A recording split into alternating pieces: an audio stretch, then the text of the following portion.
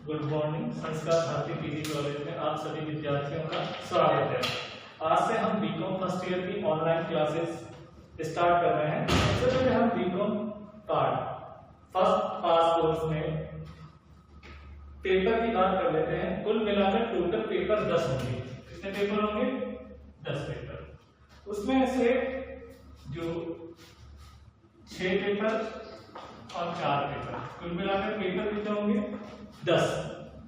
एक पेपर रहेगा एबीएसटी फर्स्ट, इसका दूसरा पार्ट रहेगा एबीएसटी सेकंड, एक ईएफएल फर्स्ट, ईएफएल सेकंड, एक बीएडीएम फर्स्ट और बीएडीएम सेकंड।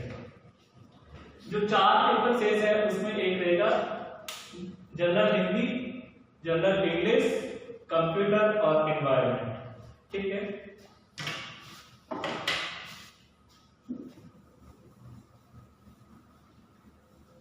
आज हम एबीएसटी फर्स्ट बुक का नाम है निग। एबीएसटी फर्स्ट बुक का नाम है निगमीय एवं वित्तीय लेखांकन, और एबीएसटी सेकंड पेपर सेकंड, इसका नाम है व्यावसायिक सांख्यिकी। व्यावसायिक सांख्यिकी। आज की क्लास में हम व्यावसायिक सांख्यिकी वाले पेपर को स्टार्ट कर रहे हैं और उसकी फर्स्ट यूनिट स्टार्ट कर रहे हैं। व्यावसायिक सांख्यिकी बुक आरबीडी पब्लिकेशन की है। बुक राइटर है ओसवाल, अग्रवाल, मोदी, भार्गव, तिवारी और मीना। आज की क्लास में हम एबीएसटी पेपर सेकंड व्यावसायिक सांख्यिकी बुक की बात कर रहे हैं, बिजनेस स्टैटिस्टिक्स। इसमें राइटर्स के नाम है ओसवाल, अग्रवाल, मोदी, भार्गव, तिवारी, मीना। आप सभी विद्यार्थियों को इन्हीं राइटरों की बुक लानी है और आरबीडी पब्लिकेशन की बुक लानी है।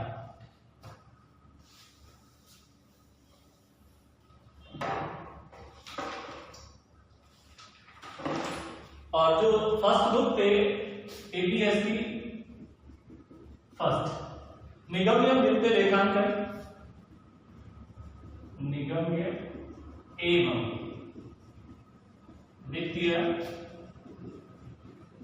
लेखांकन, ये भी आरबीडी पब्लिकेशन की बुक लानी है और राइटर्स के नाम है शर्मा,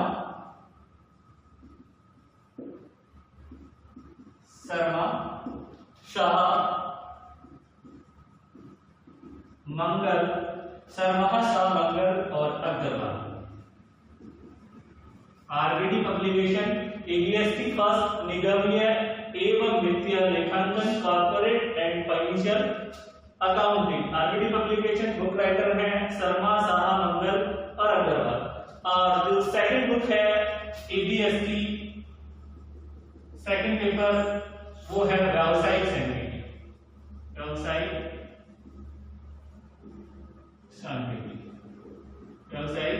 सांख्यिकी बिजनेस स्टैटिस्टिक्स। इस बुक को आज हम स्टार्ट कर रहे हैं और इसकी फर्स्ट यूनिट का चैप्टर है व्यावसायिक सांख्यिकी। इसके राइटर हैं 6 राइटर, आरबीडी पब्लिकेशन। ठीक है। इसमें आपके टोटल यूनिट की बात करें तो यूनिट होगी 5। First unit number second, unit number third, unit number fourth, unit number 5। 5 unit होगी आपकी। Unit number first, unit number second, unit number third, unit number fourth और unit number 5। Total mark question आएंगे 10 और आपको उसमें से question करने हैं 5 और एक क्वेश्चन होगा 20 मार्क्स का। टोटल मार्क्स होंगे 100 नंबर का पेपर होगा। प्रत्येक यूनिट से 2 क्वेश्चन आएंगे, आपको एक क्वेश्चन करना है। प्रत्येक यूनिट से एक एक क्वेश्चन करना है। कुल पेपर में 5 क्वेश्चन करने हैं। एक क्वेश्चन 20 मार्क्स का होगा। टोटल पेपर आपका 100 मार्क्स का होगा। बीकॉम फर्स्ट ईयर पास कोर्स, एबीएसटी पेपर सेकंड, व्यवसाय सांख्यिकी, आरबीडी पब्लिकेशन 6 राइटर बुक। और यूनिट कितनी होगी? 5। Unit number first, unit number second, unit number third, unit number fourth और यूनिट नंबर 5। 5 यूनिट होगी। प्रत्येक यूनिट से 2 क्वेश्चन आएंगे और आपको उसमें से केवल एक क्वेश्चन करना है। और कुल मिलाकर आपको टोटल 5 क्वेश्चन एग्जाम में अटेम्प्ट करने हैं। एक क्वेश्चन के मार्क्स होंगे 20 और टोटल मार्क्स का होगा 100 मार्क्स का पेपर।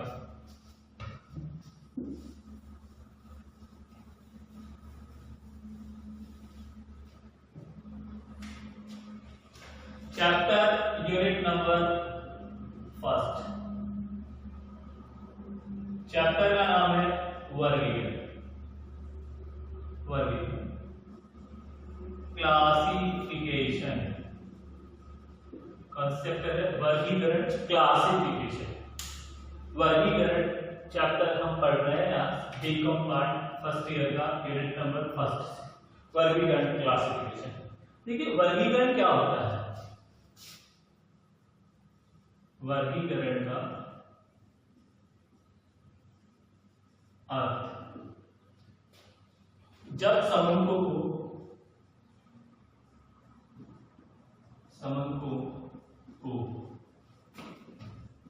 गुण तथा विशेषता, जब समूहों को गुण तथा विशेषता के आधार पर अलग अलग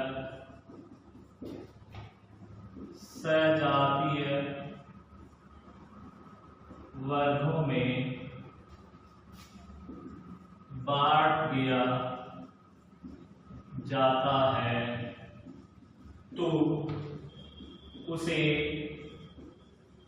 वर्गीकरण कहते हैं।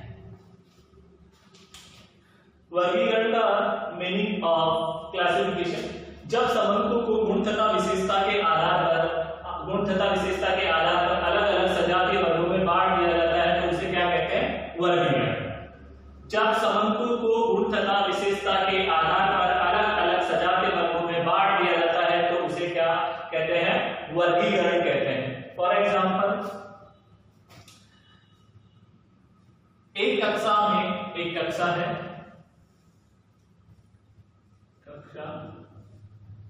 उसमें 20 विद्यार्थी हैं। कितने विद्यार्थी हैं? 20। और उनके 50 में से मार्क्स आए। 20 विद्यार्थी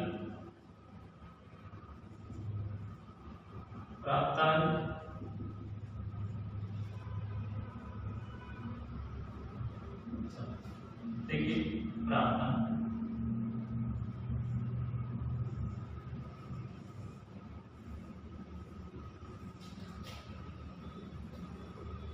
0 से 10, 10 से 20, 20 से 30, 30 से 40, 40 से 50, 40 से 50 विद्यार्थियों की संख्या, नंबर ऑफ स्टूडेंट, कुल विद्यार्थी हैं 20, 10, 5,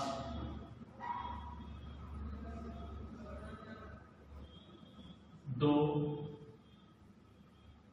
1 और 2।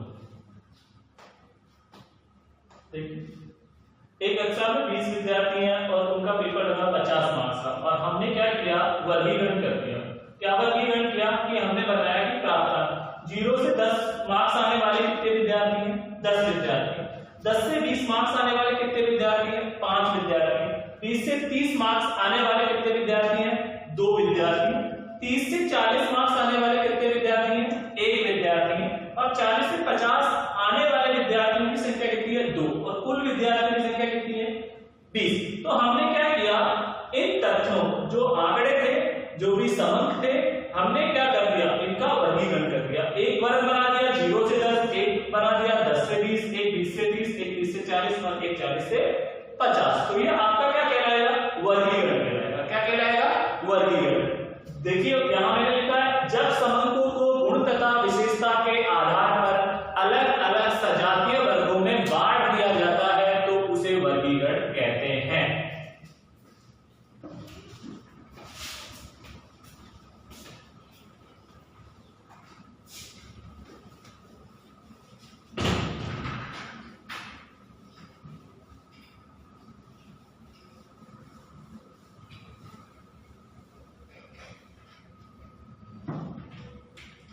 हम बात करते हैं वर्गीकरण की रीतियां।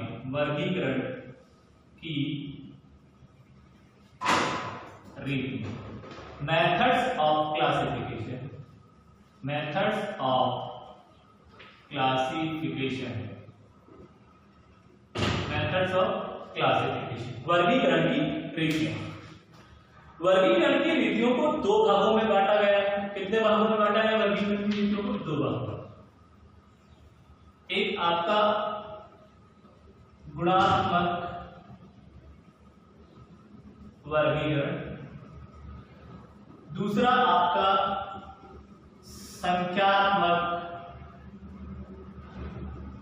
वर्गीकरण।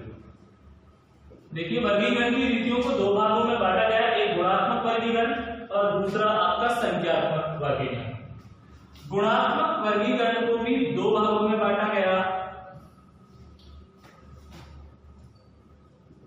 साधारण वर्गीकरण, साधारण वर्गीकरण और एक आपका बहुगुणी वर्गीकरण। बहुगुणी वर्गीकरण, साधारण वर्गीकरण और दूसरा आपका बहुगुणी। ठीक है, मेथड्स ऑफ क्लासिफिकेशन, वर्गीकरण की रीतियां। वर्गीकरण की रीतियों को दो भागों में बांटा गया, गुणात्मक वर्गीकरण और संख्यात्मक वर्गीकरण। गुणात्मक वर्गीकरण को पुनः दो भागों में बांटा गया, साधारण वर्गीकरण और बहुगुणी वर्गीकरण। साधारण वर्गीकरण और बहुगुणी वर्गीकरण।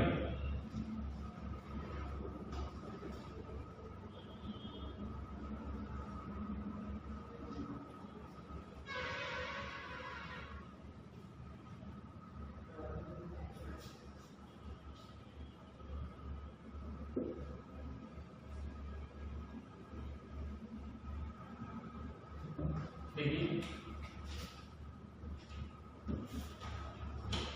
साधारण वर्गीकरण, साधारण वर्गीकरण क्या होता है? जब समंकों को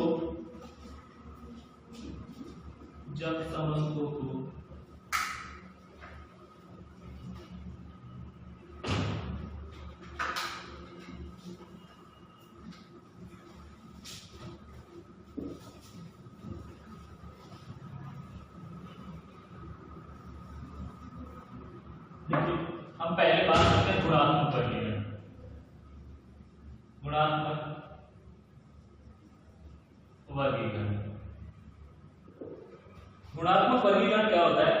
जब समंकों को उनके गुणों के आधार पर, जब समंकों को गुणों के उपस्थिति और अनुपस्थिति के आधार पर, उपस्थिति और अनुपस्थिति के आधार पर, अनुपस्थिति के आधार पर वर्गीकृत किया जाता है तो उसे गुणात्मक वर्गीकरण कहते हैं।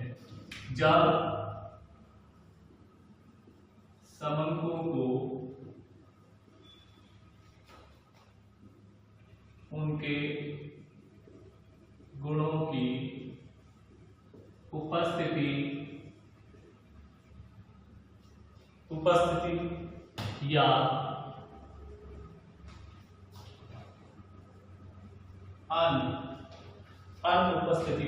अनुपस्थिति के आधार पर वर्गीकृत किया जाता है वर्गीकृत किया जाता है तो उसे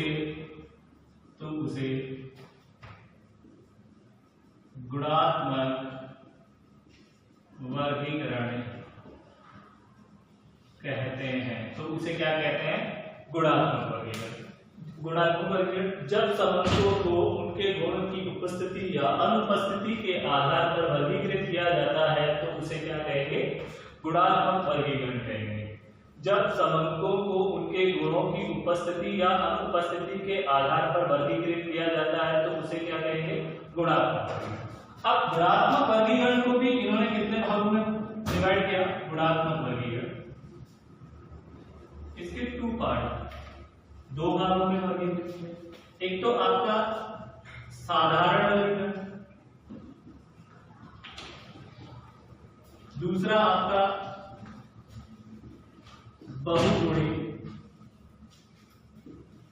वर्गीकरण। एक तो आपका साधारण वर्गीकरण और दूसरा आपका बहुगुणी वर्गीकरण। साधारण वर्गीकरण देखिए यहां पर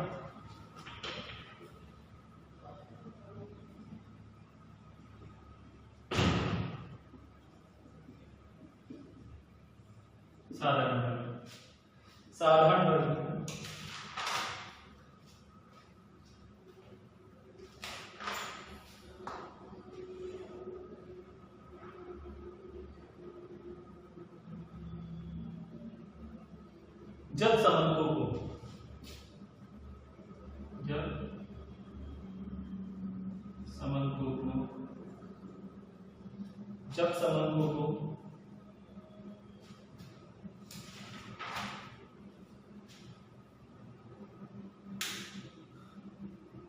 जब समंकों को एक गुण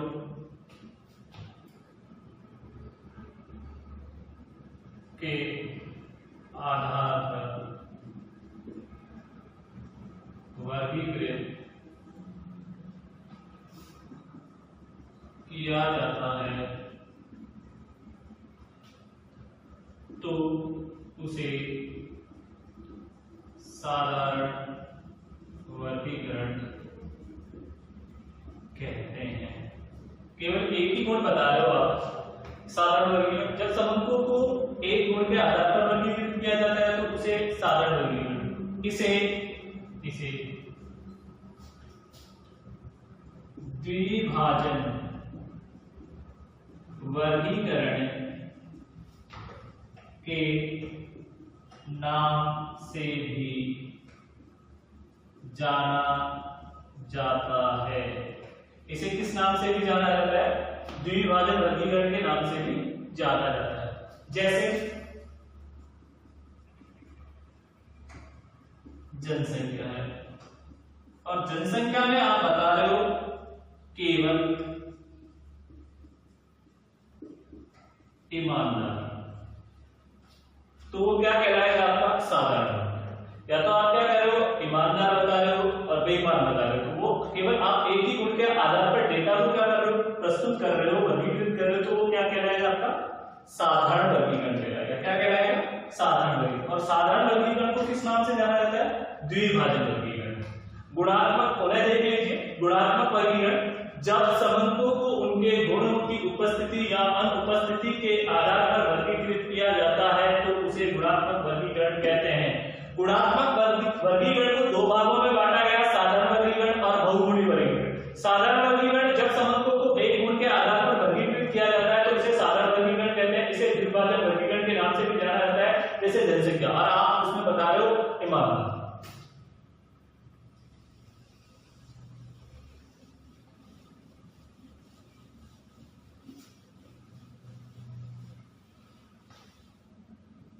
फिर बात करते हैं बहुगुणी वर्गीकरण। बहुगुणी वर्गीकरण कहने वाला जब समंकों को एक से अधिक गुणों जब समंकों को एक से अधिक गुणों एवं विशेषताओं के आधार पर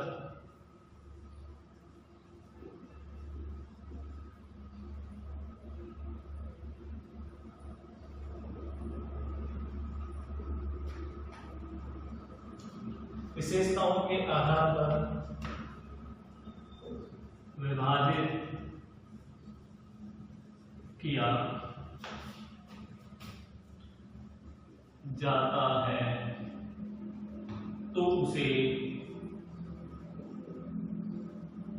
बहुगुणी वर्गीकरण कहते हैं। देखिए बहुगुणी वर्गीकरण, जब समंकों को एक से अधिक गुण व विशेषता, जब समंकों को एक से अधिक गुण व विशेषता के आधार पर विभाजित किया जाता है तो उसे बहुगुणी वर्गीकरण कहते हैं। फॉर एग्जांपल जनसंख्या,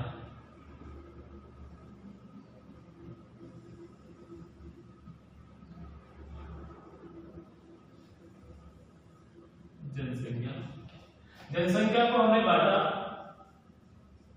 पुरुष महिला, पुरुष महिला। पुनः हमने इनको दो भागों में बांटा,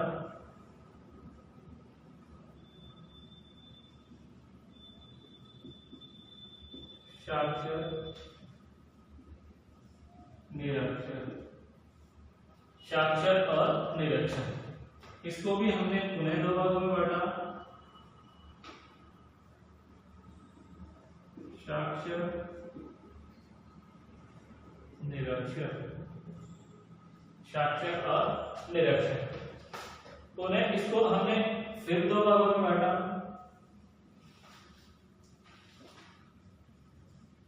विवाहित अविवाहित। इसको भी पुनः दो भागों में बांटा, विवाहित अविवाहित। इसको भी पुनः दो भागों में बांटा, विवाहित अविवाहित।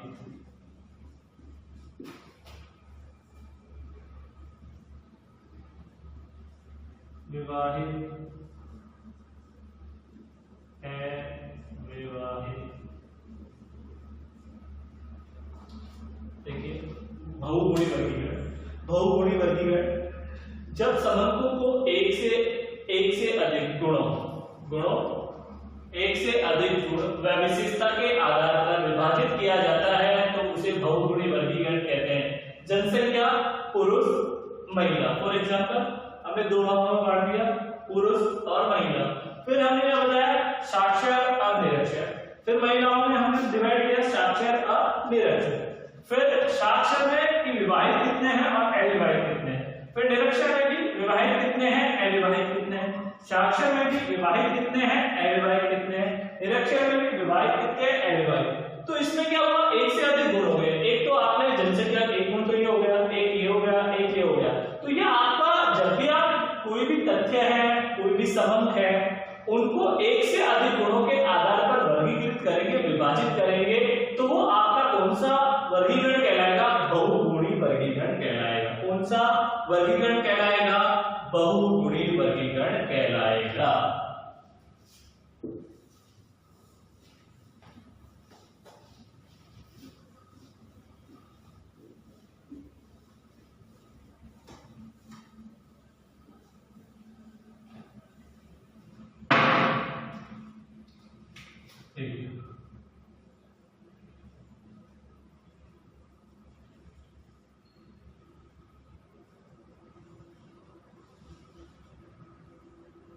बात आती है संख्यात्मक वर्गीकरण। जब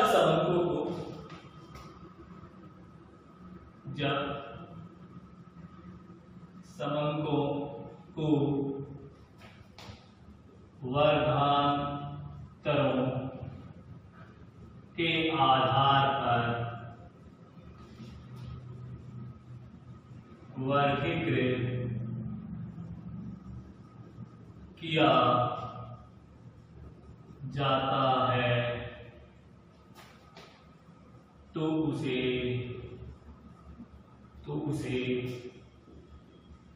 संख्यात्मक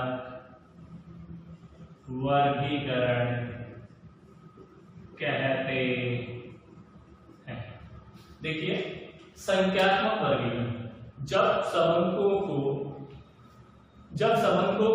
वर्गांतरों के आधार पर वर्गीकृत किया जाता है तो उसे संख्यात्मक वर्गीकरण कहेंगे।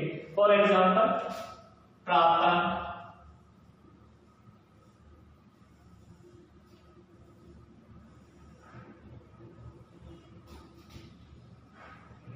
विद्यार्थियों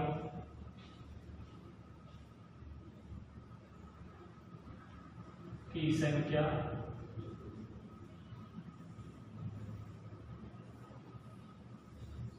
देखिए 0 से 10, 10 से 20, 20 से 30, 30 से 40, 40 से 50, 2, 5, 7, 8, 10। तो ये यहाँ पे संख्यात्मक वर्ग, जब समंकों को हमने क्या किया, जो भी तथ्य के डेटा था उनको वर्गीकृत किया वर्गांतरों के आधार पर।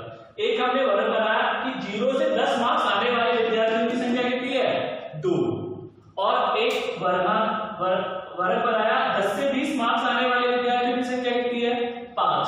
फिर हमने वर्ग बनाया 20 से 30, उसमें मार्क्स आने वाले विद्यार्थियों की संख्या कितनी है, 7। 30 से 40 मार्क्स आने वाले विद्यार्थियों की संख्या कितनी है, 8। 40 से 50 मार्क्स आने वाले विद्यार्थियों की संख्या कितनी है, 10। तो कहने का मतलब, जब हम वर्गों के आधार पर कोई भी डेटा होता है, वर्गांतरों के आधार पर उसको वर्गीकृत करते हैं। 0 से 10 वर्ग बना दिया, 10 से 20 वर्ग बना दिया, 20 से 30 वर्ग बना दिया, 30 से 40 और 40 से 50। तो ऐसा वर्गीकरण आपका संख्यात्मक वर्गीकरण कहलाता है। कौन सा वर्गीकरण कहलाता है, संख्यात्मक वर्गीकरण। कौन सा वर्गीकरण कहलाता है, संख्यात्मक वर्गीकरण।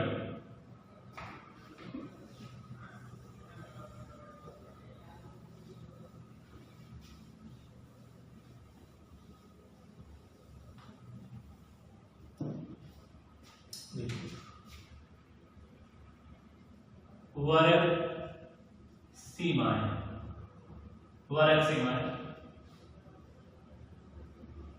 क्लास लिमिट्स, वर्ग सीमाएं, क्लास लिमिट क्या होती है, जिन दो मूल्यों द्वारा, देखिए क्लास लिमिट क्या होती है, जिन दो मूल्यों द्वारा किसी वर्ग का विस्तार निर्धारित किया जाता है। जिन दो मूल्यों द्वारा किसी वर्ग का विस्तार निर्धारित किया जाता है उसे वर्ग सीमाएं कहते हैं, वर्ग सीमाएं कहते हैं।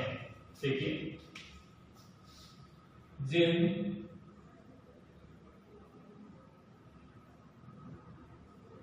दो मूल्यों द्वारा किसी वर्ग का विस्तार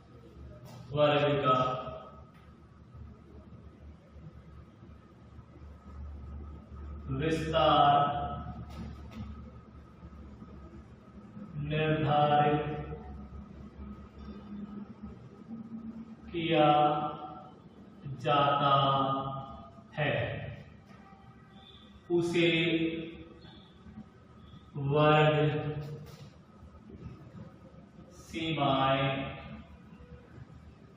कहते हैं, वर्ग सीमाएं कहते हैं। जिन दो मूल्यों द्वारा किसी वर्ग का विस्तार निर्धारित किया जाता है उसे वर्ग सीमाएं कहते हैं। पहली सीमा को निम्न सीमा और इसे L1 से नोट किया जाता है। तथा दूसरी सीमा को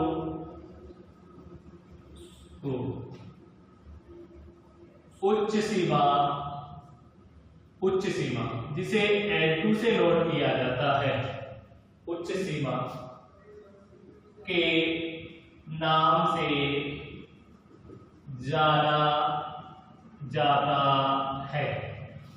देखिए, जिन दो मूल्यों द्वारा किसी वर्ग का विस्तार निर्धारित किया जाता है उसे वर्ग सीमाएं कहते हैं। पहली सीमा को निम्न सीमा L1 तथा दूसरी सीमा को उच्च सीमा L2 के नाम से जाना जाता है। फॉर एग्जाम्पल देखिए, प्राप्तांक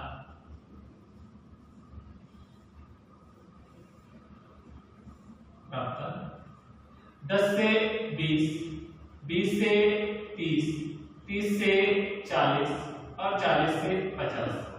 देखिए, हमने प्राप्तांक में कहा कि 10 से 20 मार्क्स, 20 से 30, 30 से 40, 40 से 50, और यहां हमने लिया विद्यार्थियों की संख्या।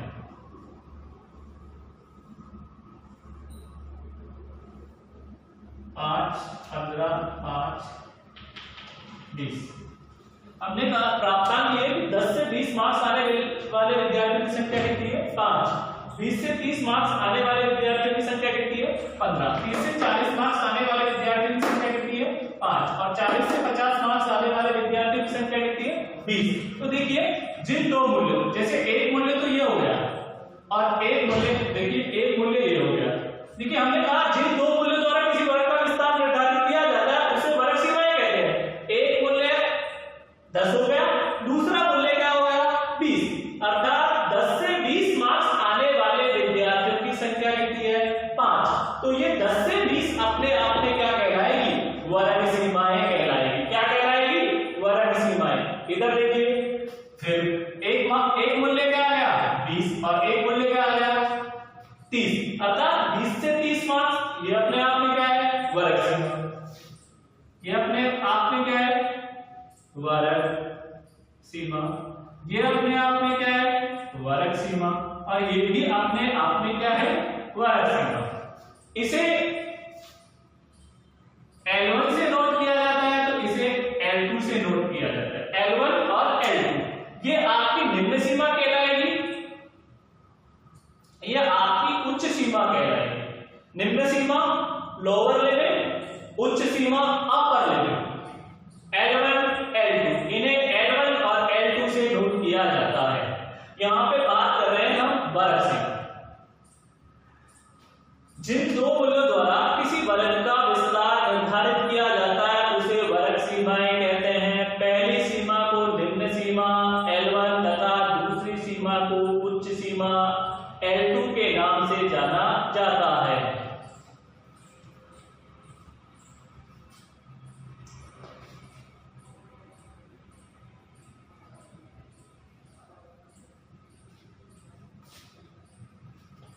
नेक्स्ट टॉपिक है वर्ग विस्तार। बोले तो क्लास इंटरवल, वर्ग विस्तार क्लास इंटरवल। देखिए, इसको नोट करते हैं I से। I बराबर L2 माइनस L1। अर्थात आप L2 में से L1 घटा देंगे। आपको पता है L2 ये और L1 ये। अगर आप L2 में से L1 घटा देंगे तो आपका क्या आ जाएगा? वर्ग विस्तार आ जाएगा। देखिए, मैंने कहा ये एक वर्ग था, 30 में से मैंने 20 घटा दिए तो यहां पर कितना आ गया? 10। तो ये 10 मेरा क्या होगा? वर्ग विस्तार। मैंने क्या किया? 40 में से मैंने क्या घटाया? 30, तो यहाँ पे भी कितना आया? 10। मैंने क्या किया? 50 में से क्या घटाया? 40, तो यहाँ पे भी कितना आ गया? 10। तो देखिए, वर्ग विस्तार क्या होता है? उच्च सीमा और निम्न सीमा के अंतर को, उच्च सीमा और निम्न सीमा के अंतर को ही वर्ग विस्तार कहते हैं, क्लास इंटरवल कहते हैं। देखिए, उच्च सीमा और वर्ग विस्तार कहते हैं। उच्च सीमा और निम्न सीमा के अंतर को ही क्या कहते हैं? वर्ग विस्तार कहते हैं। I बराबर L2 माइनस L1 बराबर I। क्लियर है? चलिए आगे।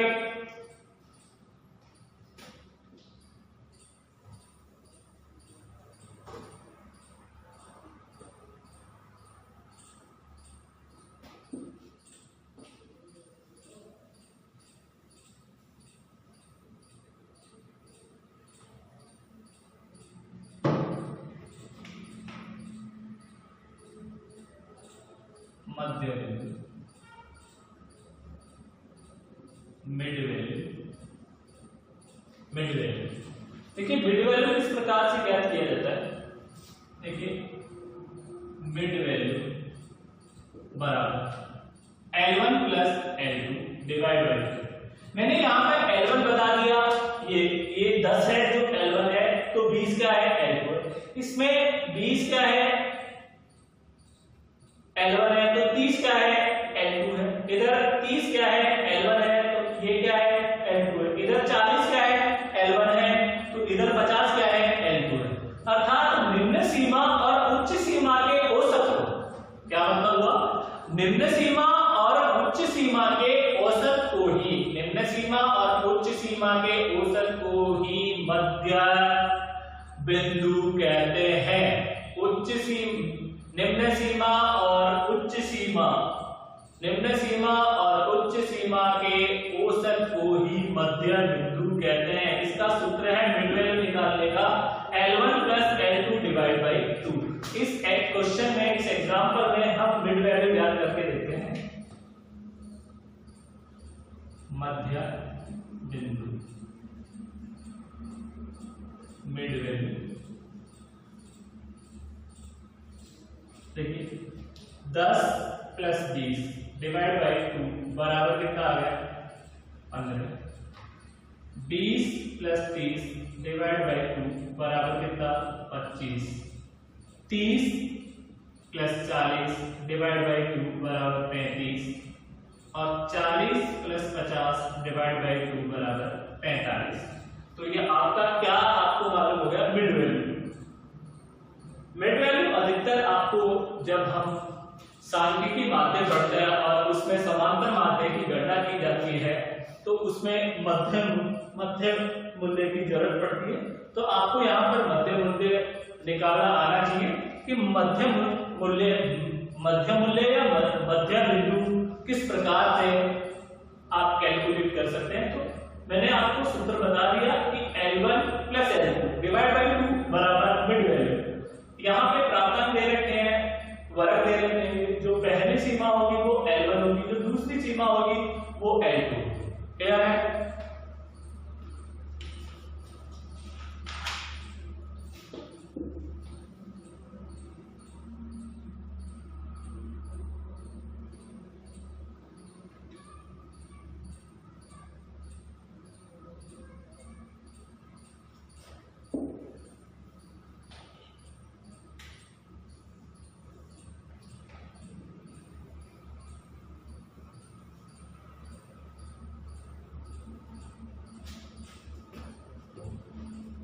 फिर बात करते हैं वर्ग आवर्ती,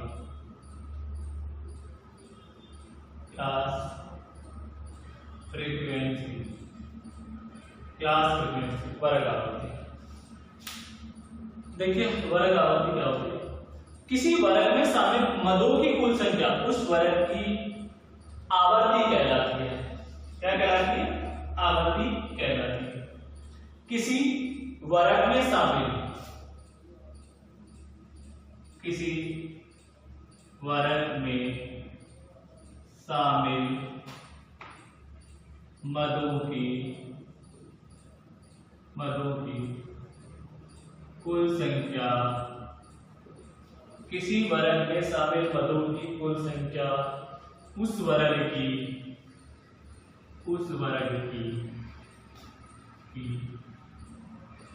आवर्ती कहलाती है। क्या कहलाती है? आवर्ती कहलाती है। फॉर एग्जाम्पल देखिए 0 से 10 से 20 मार्क्स आने वाले विद्यार्थियों की संख्या क्या है? 5। तो ये आपकी क्या कहलाएगी? आवर्ती। इसको नोट करते हैं F से। क्लियर? फ्रीक्वेंसी। 20 से 30 मार्क्स आने वाले विद्यार्थियों की संख्या कितनी है? 15। तो ये आपकी क्या होगी? आवर्ती। इसे भी किससे नोट करेंगे? F से। 30 से 40 मार्क्स आने वाले विद्यार्थियों की संख्या कितनी है? 5। कहने का मतलब आप यहाँ कह रहे हो कि 30 से 40 मार्क्स आने वाले विद्यार्थी कितने हैं? 5। तो ये 5 आपकी क्या कहलाएगी? वर्ग आवर्ती कहलाएगी। इस 30 से 40 वर्ग की आवर्ती कितनी है? 5। 40 से 50 वर्ग की आवर्ती कितनी है? 20।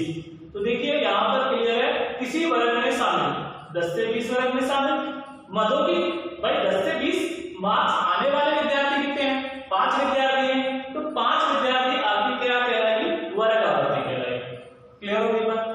10 से 20 से 30 मार्क्स आने वाले 15 विद्यार्थी, 30 से 40 मार्क्स आने वाले 5 विद्यार्थी और 40 से 50 मार्क्स आने वाले कितने विद्यार्थी हैं? 20 विद्यार्थी हैं। क्लियर है?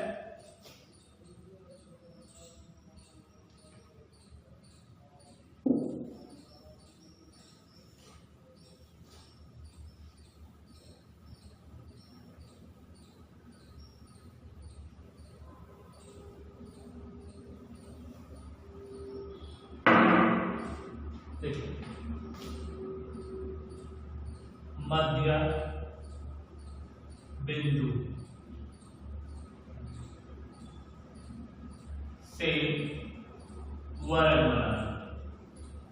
देखिए कभी कभार पर्सन में क्या होता है कि आपको मिड वैल्यू ही पर्सन में दी हुई होती है, अर्थात मध्य मूल्य आपको पर्सन में दिया होता है और मध्य मूल्य पर्सन में दिया हो तो उससे वर्ग कैसे बनाए, तो वो भी आने चाहिए, तभी आपका प्रश्न क्या होगा? हल हो पाएगा। देखिए मध्य बिंदु से वर्ग, अब मध्य बिंदु से वर्ग दो प्रकार से बनाया जा सकता है, नंबर 1 और नंबर 2। देखिए जब देखिए पहला, जब मध्य बिंदु में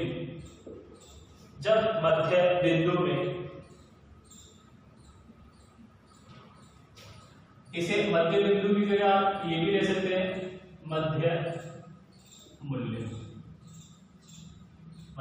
से वर्ग बनाना या मध्य बिंदु से वर्ग बनाना, मध्य मूल्यों से वर्ग बनाना। जब मध्य मूल्यों में समान अंतर हो, जब मध्य मूल्यों में क्या हो? समान अंतर हो। इधर बात करते हैं हम, जब मध्य मूल्यों में असमान अंतर हो। मध्य मूल्यों से वर्ग दो प्रकार से बना सकते हैं, एक जब मध्य मूल्यों में समान अंतर हो, जब मध्य मूल्यों में असमान अंतर हो। तो सबसे पहले हम इस टॉपिक को देखेंगे कि मध्य मूल्य में समान अंतर है तो उसके वर्ग किस प्रकार से बनाए जाते हैं। मैं 1-2 क्वेश्चन यहां कर रहा हूं, फिर 1-2 क्वेश्चन आपको दे रहा हूं तो आप हल करेंगे।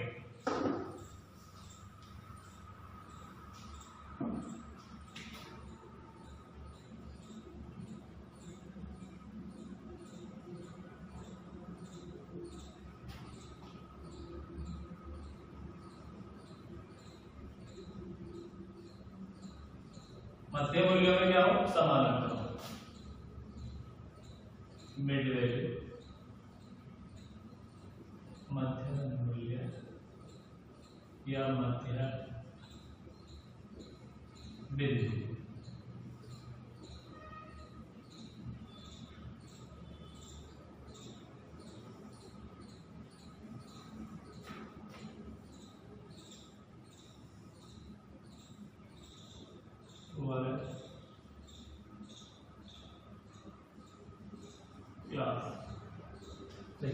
मध्य बिंदु से मध्य मूल्यों में समान अंतर हो, मध्य मूल्य भी बोल सकते हैं, मध्य बिंदु भी बोल सकते हैं। क्या दे रखा है?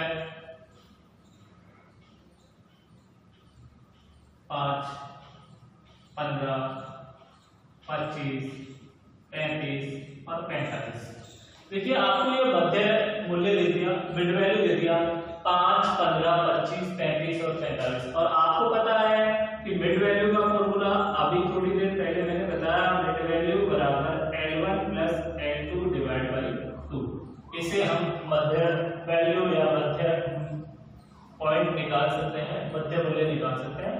तो क्वेश्चन में ऑलरेडी मध्य मूल्य दे रखा है और आपको क्लास बनानी है, किस प्रकार से करेंगे। जो भी वर्ग है उसमें देखिए यहाँ पर भी अंतर 10 का है, यहाँ 10 का अंतर है, ये भी 10 का अंतर है और ये भी 10 का अंतर। तो मैंने टॉपिक बताया मध्य मूल्य में समान अंतर, सभी मध्य मूल्य में क्या है, समान अंतर है। तो समान अंतर जब मध्य मूल्य में होता है तो क्लास किस प्रकार से बनाई जाती है। देखिए यहाँ अंतर कीजिए, अंतर कितना आया, अंतर 15 में से 5 गए, 15 माइनस 5 बराबर कितने आए, 10। और 10 में आप 2 का डिवाइड कर रहे हैं, 10 में किसका डिवाइड करेंगे, 2 का। अब 10 में 2 का डिवाइड करते हैं तो कितना आता है, 5।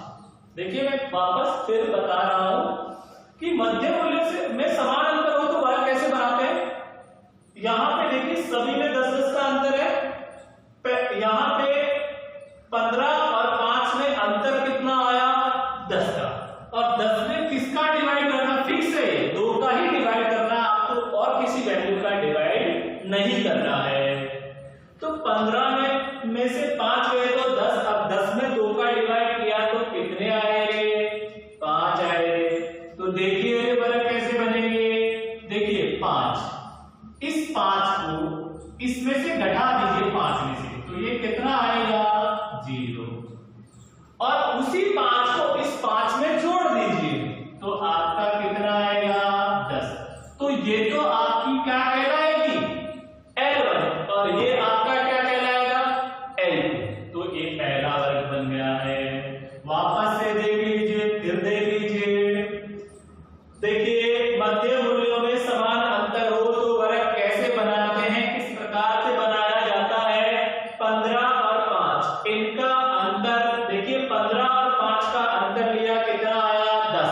10 में किसका डिवाइड किया, 2 का, तो कितना आया, 5। देखिए इस 5 को इस 5 में से घटाएंगे तो क्या आएगा, 0।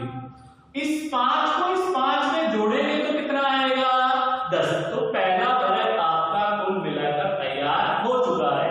देखिए दूसरा वर्ग, देखिए 15 में से 5 घटाएंगे तो कितना आएगा, 10।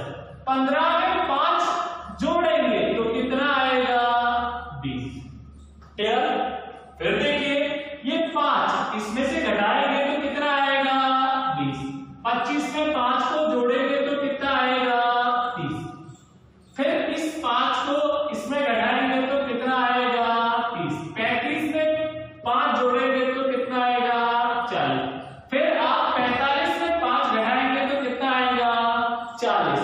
और 45 में 5 जोड़ेंगे तो कितना आएगा, 50। देखिए यहां पर मिड वैल्यू दे रखी थी, अब यहां पर हमने सभी वर्ग तैयार कर लिए। पहला वर्ग आएगा 0 से 10, दूसरा 10 से 20, तीसरा 20 से 30, चौथा 30 से 40, पांचवा आपका 40 से 50। देखिए आप चेक भी कर सकते हैं। देखिए पहला वर्ग आया 0, इसे अपन L1 नोट करेंगे तो इसे आप L2 नोट करेंगे, डिवाइड 2 का करेंगे तो 5। देखिए आपका मैच हो जाता। फिर आगे देखिए ये है 10 प्लस 20 डिवाइड बाई 2 बराबर कितना आया, 15। 10 और 20 30, 30 में 2 का डिवाइड 15, ये भी मैच हो रहा है। फिर देखिए 20 प्लस 30 डिवाइड बाई 2 बराबर कितना आया, 25। देखिए ये भी मैच हो गया। फिर देखिए 30 प्लस 40 डिवाइड बाई 2 बराबर कितना आया, 35। नेक्स्ट देखिए 40 प्लस 50 डिवाइड बाई 2 बराबर कितना आया, 45। चेक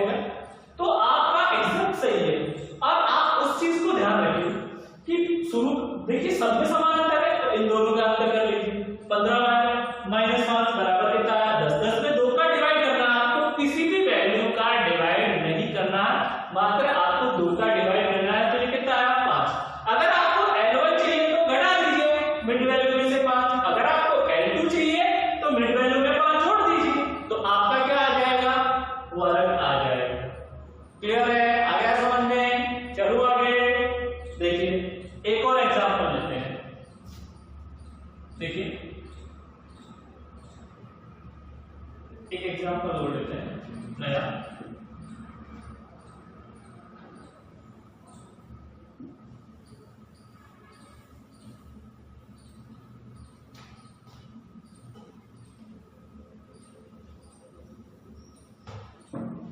देखिए एग्जांपल नया एग्जांपल देखिए, मिड वैल्यू दे रखी है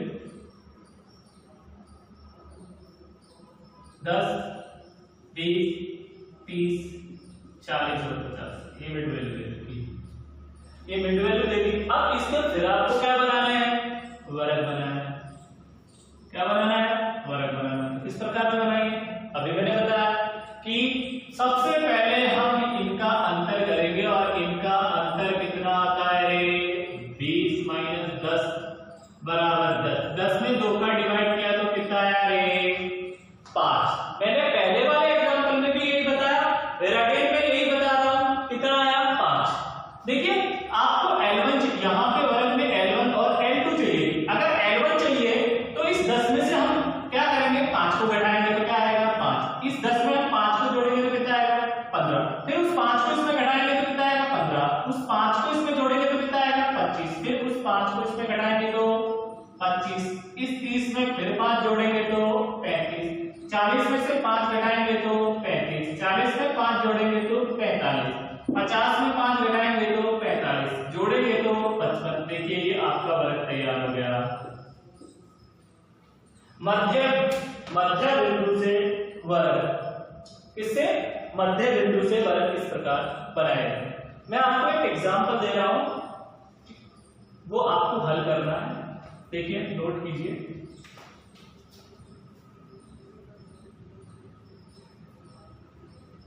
मिड वैल्यू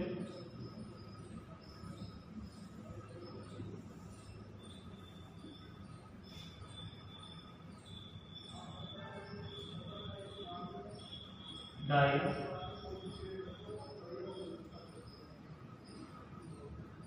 20, 40, 60, 80 और ये मिड वैल्यू मध्य बिंदु से वर्ग बनाइए।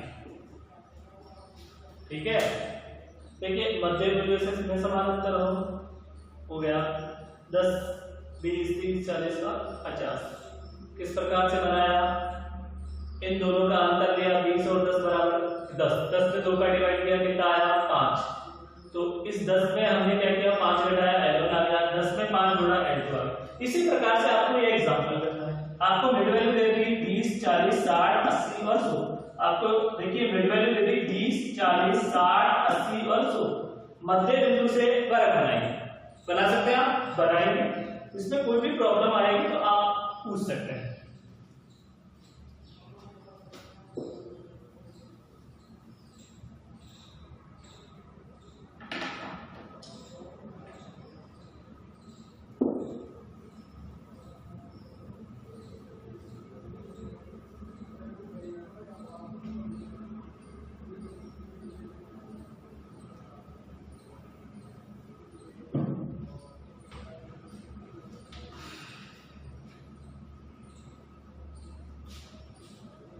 देखिए नेक्स्ट, मध्य मूल्यों में असमान अंतर हो।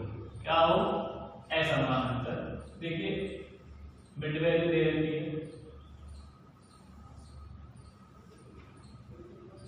मिड वैल्यू दे रखी है 5, 15, 30 और 60। ये आपकी मिड वैल्यू। और देखिए इस यहाँ अंतर कितने का है 10 का, तो यहाँ कितने का है 15 का, तो यहाँ कितने का है 30 का।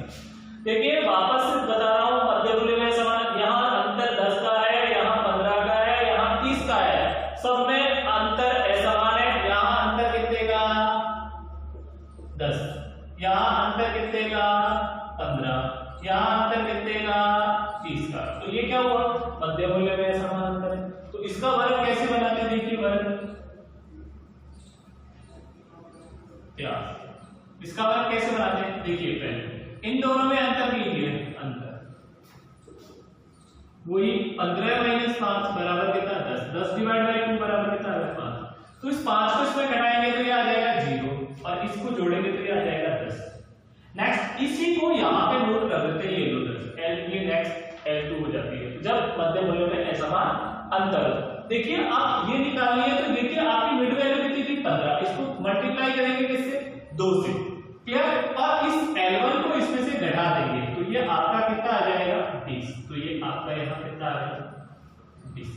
वापस देख लीजिए 15, यहाँ जो L2 आता है वो नेक्स्ट वर्ग की L1 होती है और फिर ये 15 जो मिड वैल्यू होता है उसको मल्टीप्लाई करते हैं 2 से और इस L1 को उसमें से घटा देते हैं तो L2 आपको मालूम हो जाएगा।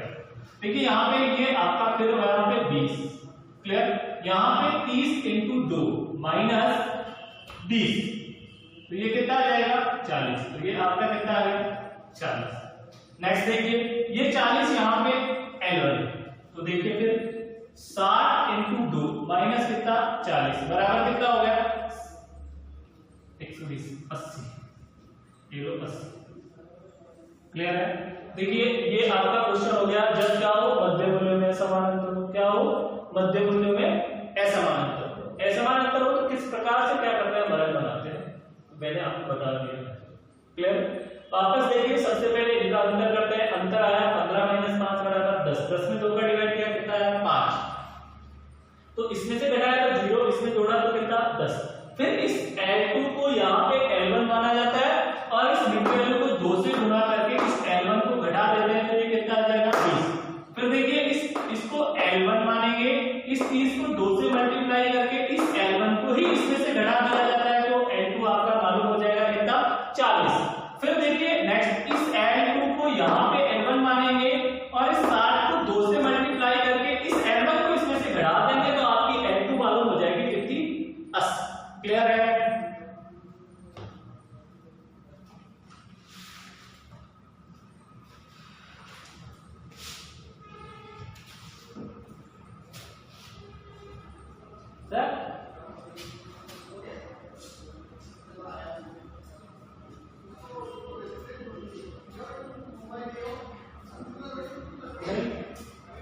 कर रहा हूँ उसको सेव